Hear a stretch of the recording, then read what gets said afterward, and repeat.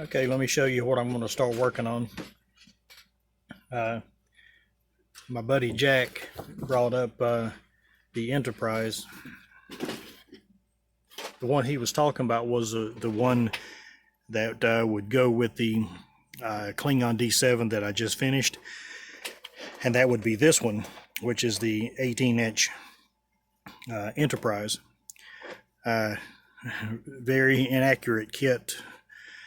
Fun build nonetheless, but very inaccurate. I mean, there's lots, like the saucer section is just about, it's like 80% wrong, and it's just lots of issues with this kit. Still a fun build, you know, and you can get upgrade parts if you want to, but then you start getting into an expensive kit, and you can spend a ton of money, polishing a turd kit, if you will. But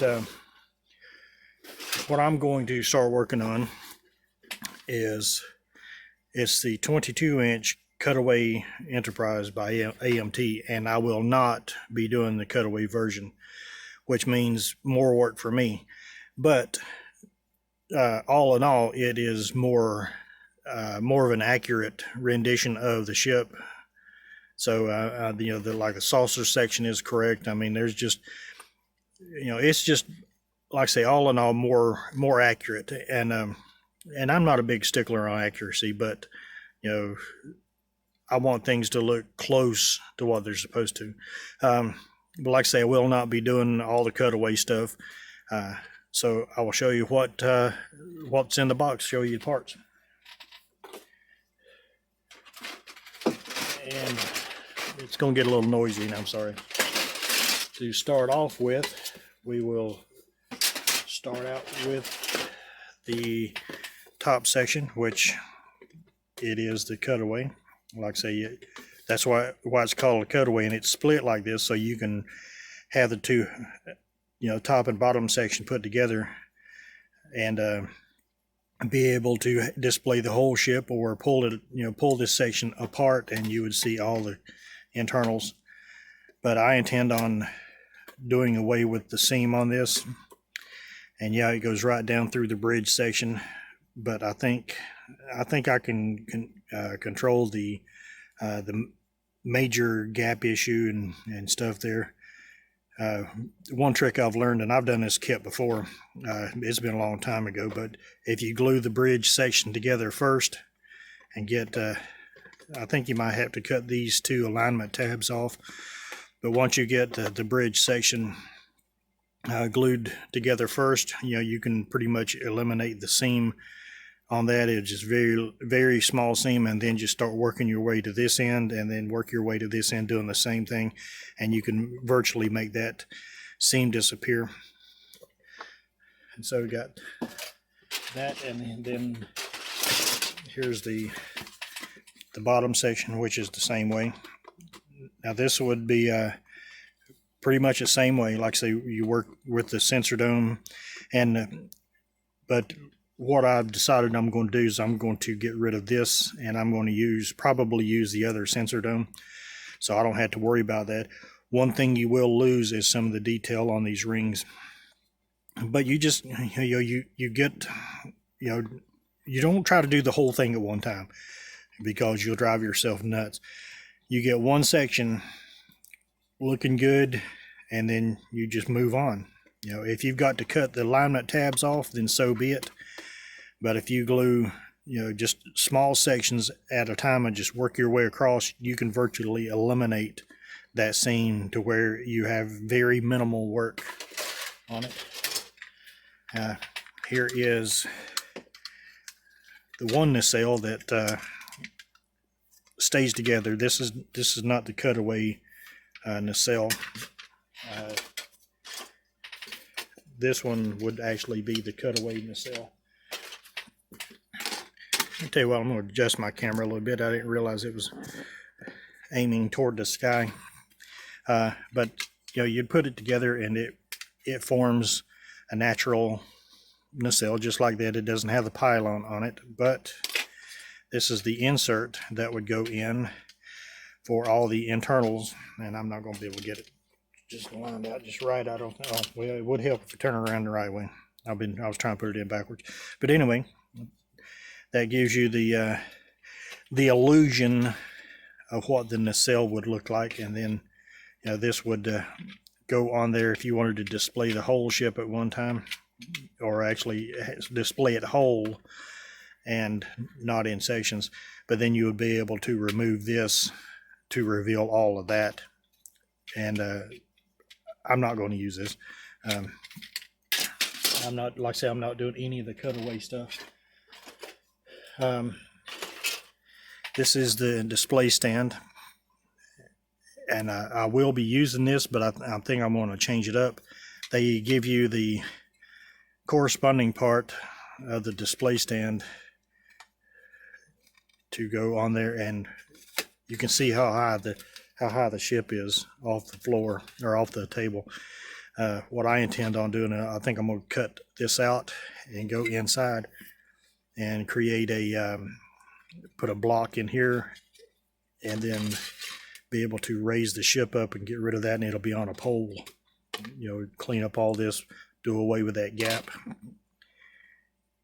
But just thinking about it, I don't know if that's what's going to happen. And here are some of the cutaway sections to make the ship whole. You know, like I say, once again, there's a seam, but you can, if you work with it slowly, you know, you got this lip. If it gives you any issue, then you can come in here and clean some of this material out to make it set more flush. Okay, and here is the neck section. Not the next section, but the neck section. And well, I can get this to sit on there just right. There we go. And so you can see there's lots of seams that you got to deal with, but they can be taken care of if you're careful with it. And then this is the other side, which is complete, and it just goes on there just like so. So if everything goes haywire with trying to remove the seams from this side, you can always just spin it around.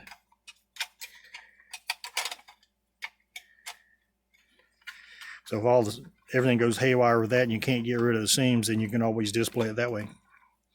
The windows, like I said, I'm not lighting it, so when I get the paint down on it and everything's clear coated, ready for decals, I will come back in with probably Tamiya panel line wash and fill in those windows, and then that will have blacked out windows. Here is the shuttle bay door, and you can see the big, you know, this part's missing, which it would glue to the inside of this removable section. But I have a resin replacement from Don's Light and Magic that I will probably put in there. This would be the section here, this way, that you would, there's a big decal that goes on there, and it goes on the inside. Get the right section. Goes on the inside of here, that you would put the decal, and it shows all the cutaway stuff. And then there's this part. You can either put the decal on there and then display it like that, or you can detail paint everything here and still put the decal on, but then when you put this part on, you'll look through the walls or through the sides here, and you'll see the walls, all the detail on the walls. So, and this is the sensor array housing.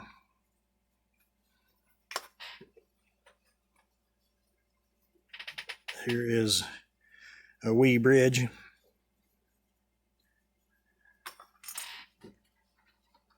And here is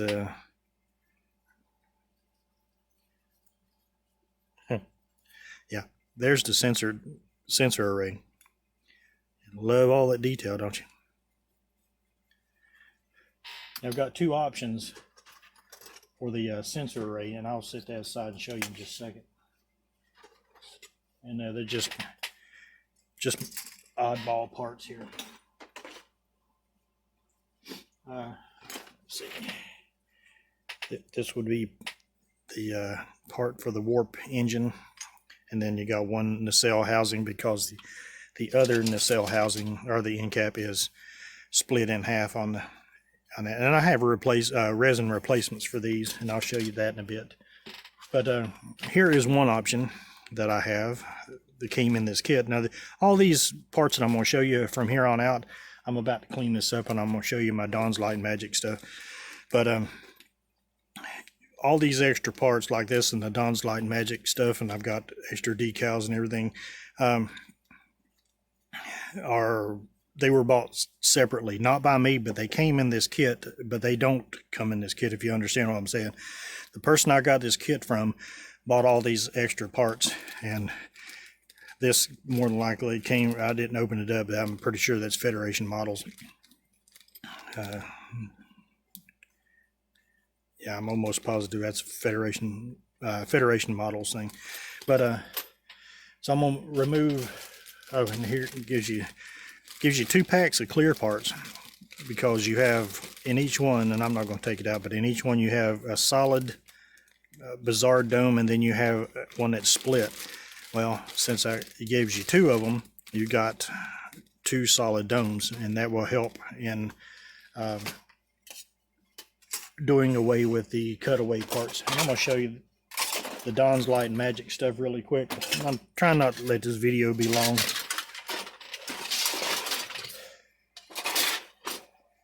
Anyway, here are the Dawn's Light Magic parts, and so I'll show you. Here is Moonwalker Models 101, how to remove resin parts from a bag. Ta-da! And there we go. I'm going to get these sorted out, and then I'll be right back, and we can talk about them. So, be right back. Okay, so here's a look at the Dawn's Light Magic parts. We'll start with the bridge. Now, I'm assuming that all these parts were clear cast resin and just yellowed over time, but the bridge looks pretty good. It's got the windows in it. Even though it's yellowed, I mean, you can still light it up, but you just have yellow windows. But there's not much difference between this bridge and the bridge that is on the model, except for the Cutaway's got the seam down the middle, which I will probably just do away with. This is the lower sensor dome. This is the sensor dome ring. Like I say, all these parts I know were nice and clear at one time. But and I should have had, and I don't know if I had it and lost it, or if it just had the one to replace the one that split. But you got one bizarre end cap, clear end cap, which is a shame because it's almost tinted the right color. These are inserts. You can see there are flat spots on them, almost like a diamond edge shape on there that would go inside and give you the illusion of, I guess, the spinning collector. But got 2 of those. Here is the shuttle bay door, which will be used on this model. Let's see, let me go over here. And here are the nacelle end caps. And even though these are resin cast replacements, and I'm not a big stickler on accuracy, but this is supposed to be more of a ball, protruding out just a little bit, but still a lot better than what's on the kit. These will more than likely be used as well. And these are the some people call them chiller grills. I don't know what the correct term for them are. It's these parts here. And if you wanted to go in and change them out, the Don's Light and Magic set gives you all that you need. Then here is the sensor array and the spike for it. Not too bad, requires a little cleanup. And these are the parts that go on. Let me get the right one.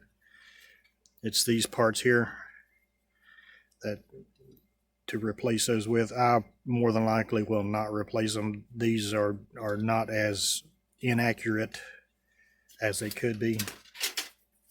And like I say, I'm not a big stickler on accuracy.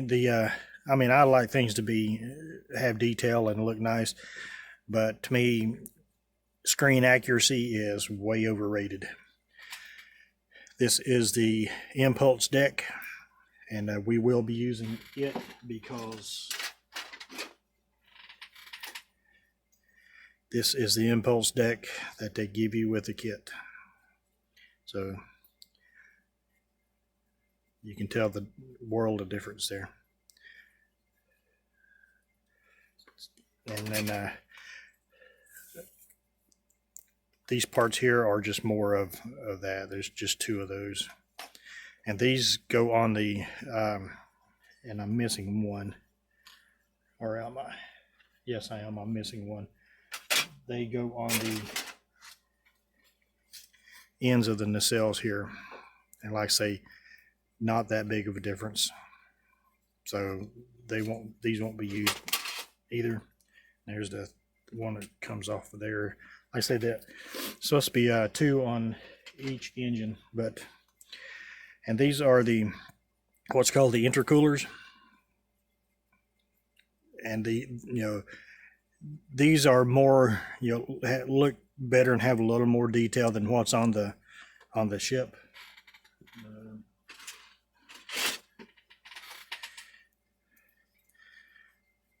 Here they are. Let me get well, the best I can do is right there. You can see it does have a little bit better detail on it, but I'm not going to use them. I'm going to go ahead and use these.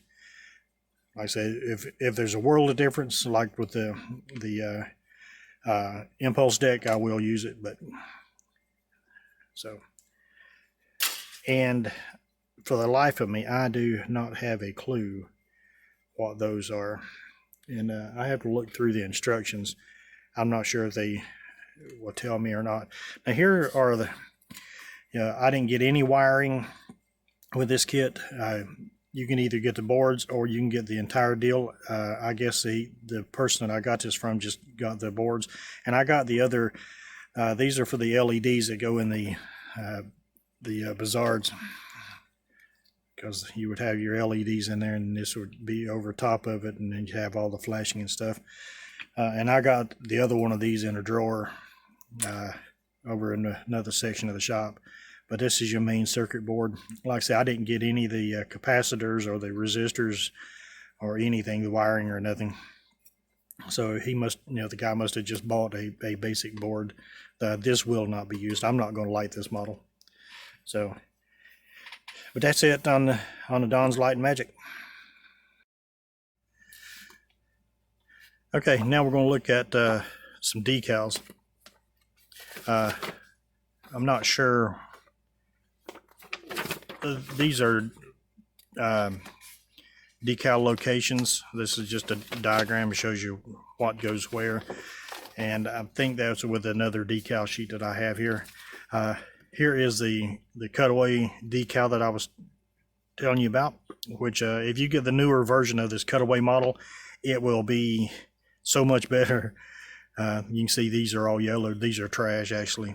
So it's a good thing that I'm not doing the Cutaway version. But that's what the decal looks like.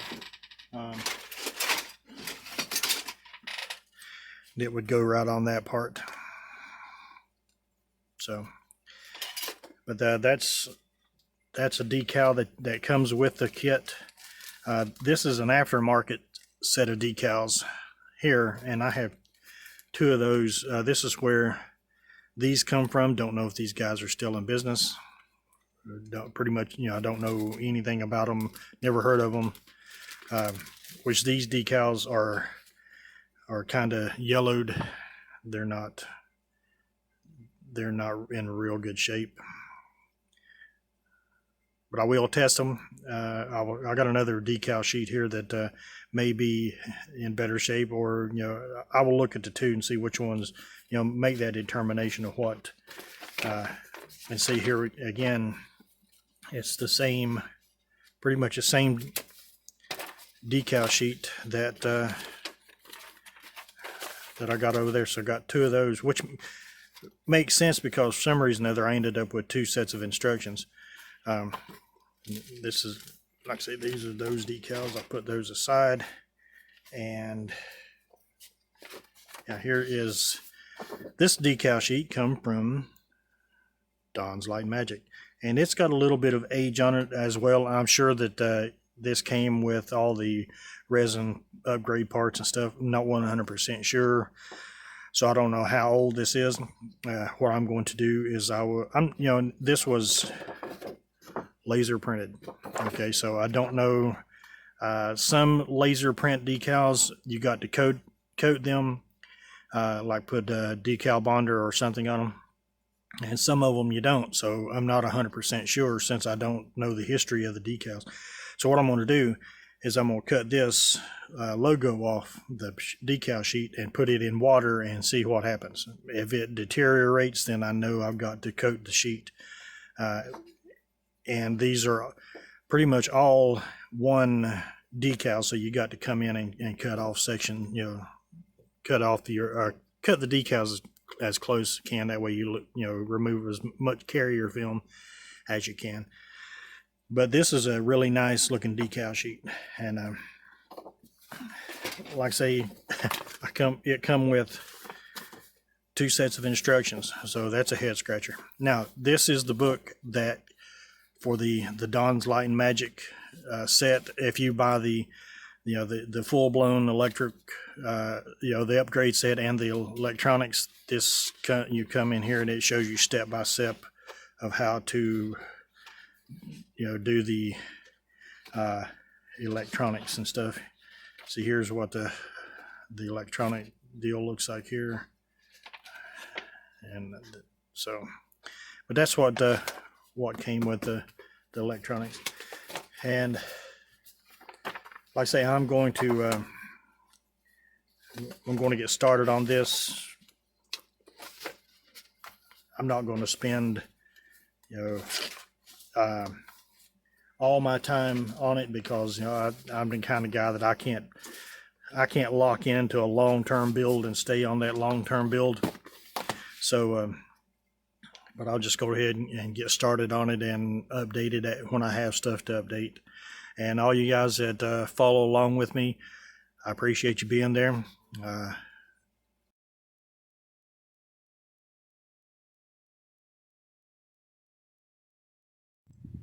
Okay, I'm going to show the progress so far.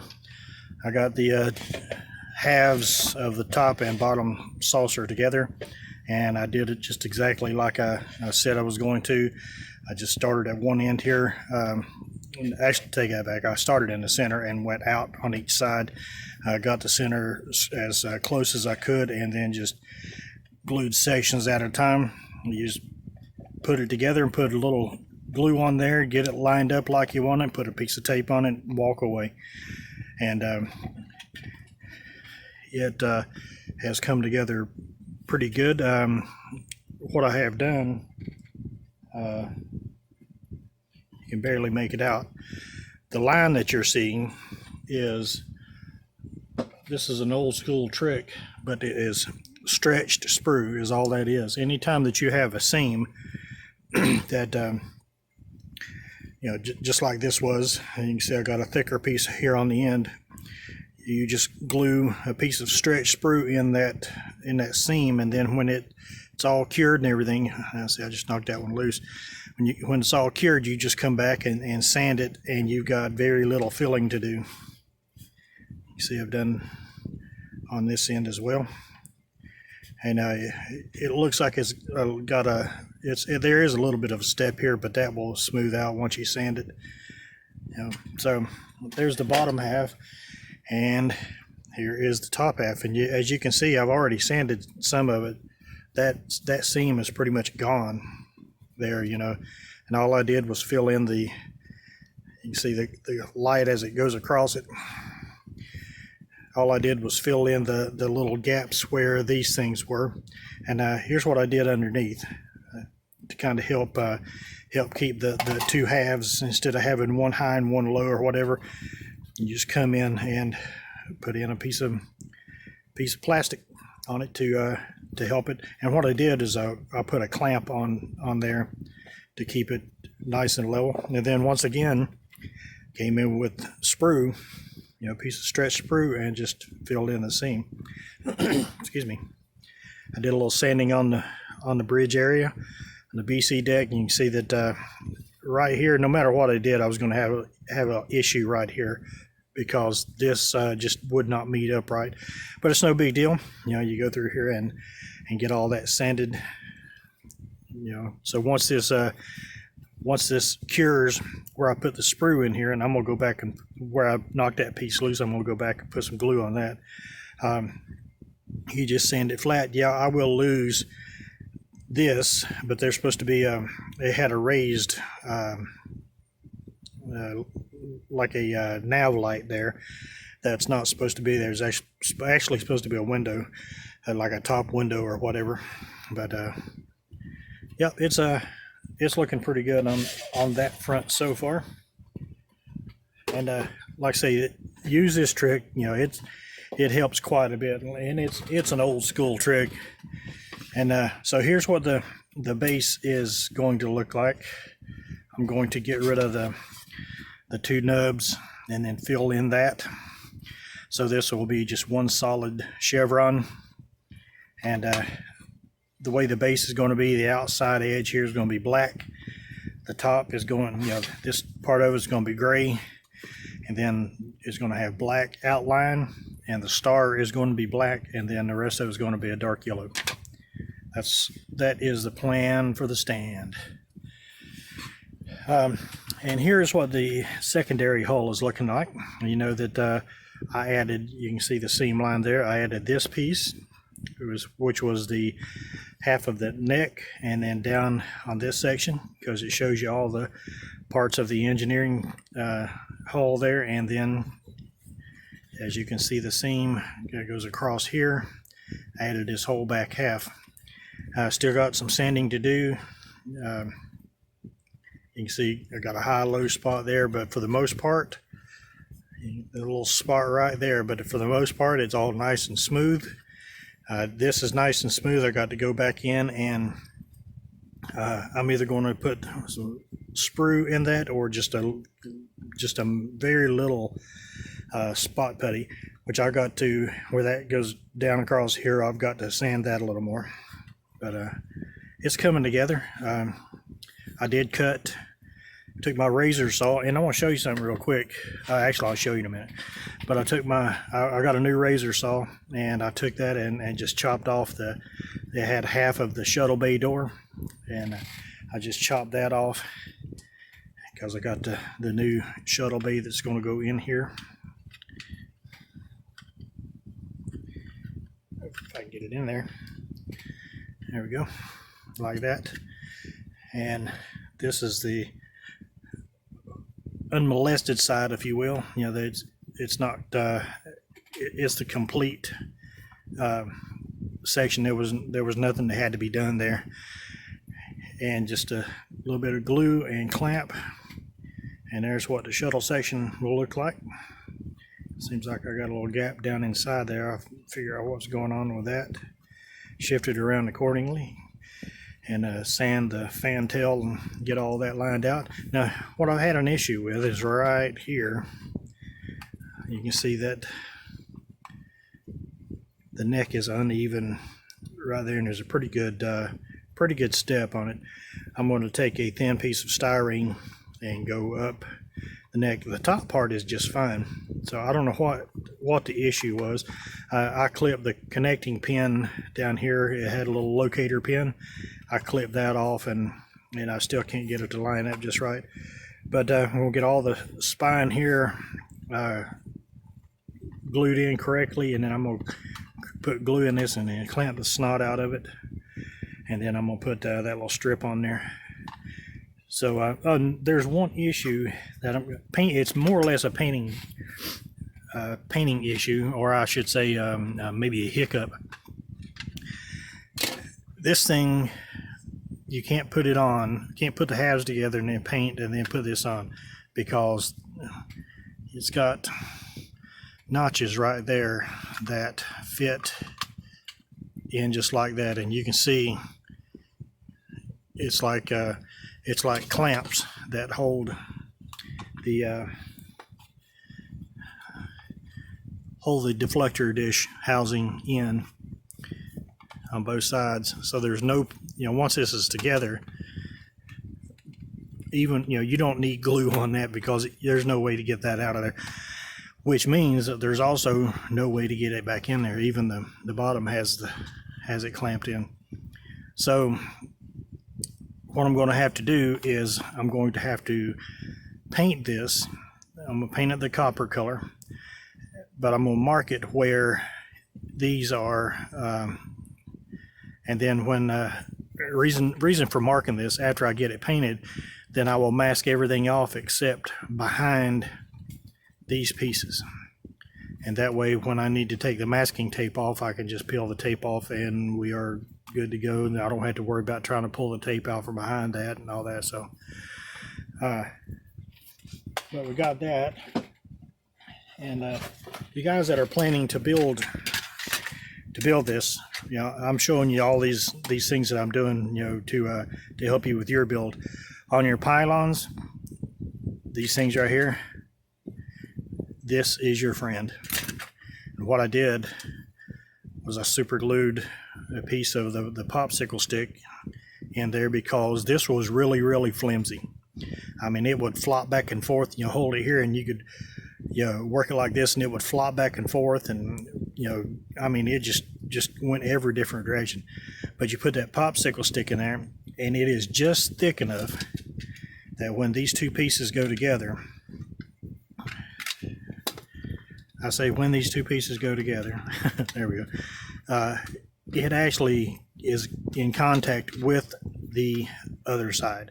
So you can just run you a bead of super glue right down that, and then when you put this together, make sure that you get all this lined up first, and then clamp it, and then set it aside, and then come back and do the gluing. Run you a bead of your liquid glue like I use.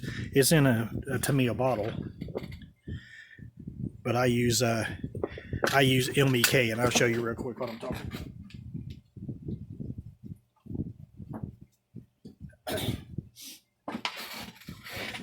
This is what I use, methyl ethyl ketone.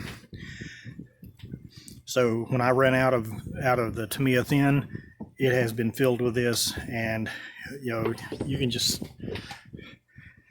the price on the bottle, $5.49. This was $11, I think. Just think how many refills you got in this, and this works just as good, if not better, to me than the Tamiya thin. And I use a paintbrush. I dip it in. You can use the brush that's in it, but to me it's easier to do it this way. I dip it in and just run the bead down, so. But I guess that's the product placement for this video. But once you get this thing glued up with the help of that popsicle stick, it doesn't flex in any direction. I mean, it's all nice and solid. And now for the, what it would be, the port, actually no, this would be the starboard nacelle. It had all of the Cutaway stuff in it, which made this nacelle very tail heavy. Okay, just holding it where the pivot point is or where the pylon is, it wants to droop. You can feel it pulling. So I cut all of that mess out of it, and it's only going to have that spot. Let me just find the piece I need. Here is the connection point for your pylon, and here's where it runs into an issue. This is your mounting point for that pylon, so this is going to have to be secured really, really good so you can secure it into the nacelle, because it goes in just like that. Okay. And so that's all the mounting point that you've got for this. And with this piece being in behind it, there's no real way to add any support. So, but what I'm thinking about doing is just drilling a few holes, taking 2-part epoxy, have it off, but drill a few holes in there and put some 2-part epoxy in it and down inside here, and then just put it together and hope that it's straight when you put it together, and then just let it set. So that 2-part epoxy will go down in the holes here. It'll mix in all of this, and then I'm going to run super glue around the outside of it. So when I've got the 2-part epoxy and everything on there, I can put this on, and the super glue will hold it in place, and then I can just lay it aside and let the 2-part epoxy do its thing. But yeah, by cutting all this out, it has taken a lot of the weight off of this nacelle, so it will give the pylon a better chance to do its job. And I've cut part of the end cap off. I've got to go back in and cut the other side off because I got the replacement caps to go on there. Yeah, this piece here, and I'm gonna use 2-part epoxy to put it together as well. So I mean, you have to finagle it a little bit, but it'll be just right. And I apologize about the sniffles. It seems like that every time I get ready to get on camera, that's when the sniffles kick in. And I'm trying to get this set up here. There we go. So that'll be use 2-part epoxy on the back side of it, and then all around the edges, and then sand the snot out of it to get rid of the. But yeah, so there's some tricks for you guys that if you're going to build this and you don't want to build the the cutaway version. What I did here when I glued these on, I babysat them, and I glued this piece in, and I just kept with my I kept pushing down in certain spots, and then I take my hobby knife and get in the seam and ease it up and make it as level as you possibly can, and then just glue it and glue it and then leave it be. So that'll take very little putty to cover up. I'll take some tape and cover up the windows before I put the putty on there. That window there I'll probably have to drill out and make a little deeper because it's awful close to the seam line. I will put a piece of tape on it, but I don't know how well it's gonna work being so close to the seam line, but it's getting there. So hope this video helps you guys and gives you some pointers. This is a problem kit because of the two halves on the saucer and the halves, actually the two sections that go on here on the secondary hull. So, but just remember, stretched sprue into your seams. And I've seen guys, that they think they're the ones that come up with this idea. Putting stretch sprue in seam lines. And that's been around as long as model kits have been around. So we don't know who the father of the stretch sprue in the seam line is. So all these guys taking credit for it, they're full of it. But that's me and my little rant. So, oh, what I was going to show you. This is my new little saw. This thing is fantastic, extremely thin, and it's a Tamiya.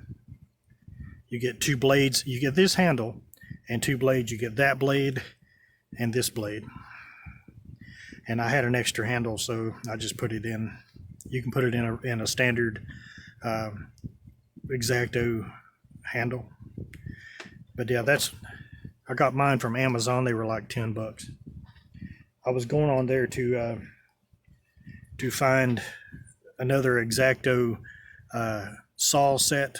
You got like a 3/4 inch blade, and then you got it's either a 1/2 inch blade or a 3/4 inch blade, and then a 1 inch blade. But I found the Tamiya set, and I decided to get that instead. But that's it on the video. Go home now. Go home. But if you guys have any questions, feel free to ask. And with me on my videos, I'll show you. I'll show you the way I do things, and if you choose to do them, then that's up to you. Like I say, I'm just pointing out the way I do things. Right way, maybe not, but it's my way. So take care, guys, and thanks for watching. Thank you for watching Moonwalker Models. We appreciate you stopping by.